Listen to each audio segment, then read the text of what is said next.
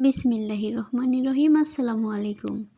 তো দেখেন আপনারা দেখতেই পাচ্ছেন আমি কিন্তু বাটনাতে ভর্তা মাখাচ্ছি। ভর্তা মাখার বাটনা বলে যাকে। তো আমি কিন্তু এই ১ম এটাই ভর্তা মাখাচ্ছি আর এটা আমাকে গিফট করেছে খালামণি। তো দেখতে থাকেন আমি কিন্তু ১ম এ মরিচ পেঁয়াজগুলো এভাবে ভেজে নিয়েছিলাম।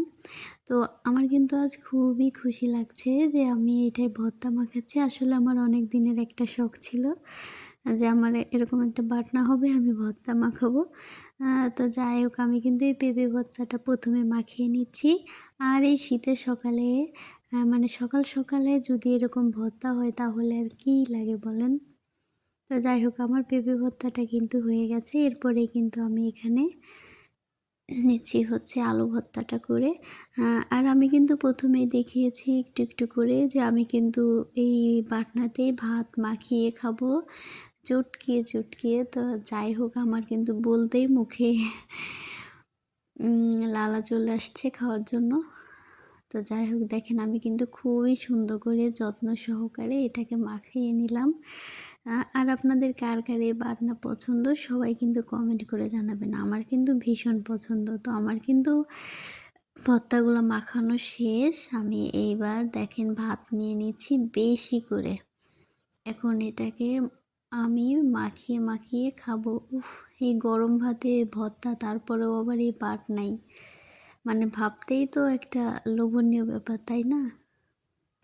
যাই হোক আমার এই ডিমটা কিন্তু আস্তই ছিল। এটাকে আমি অর্ধেক খেয়ে ফেলছি।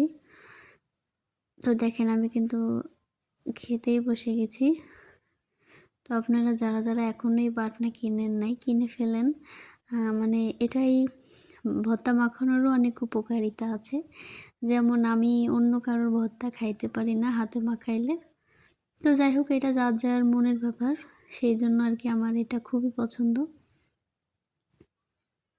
তো দেখেন আমি কিন্তু এই গরম, গরম ভাতের সাথে এটা কিন্তু ভাজি।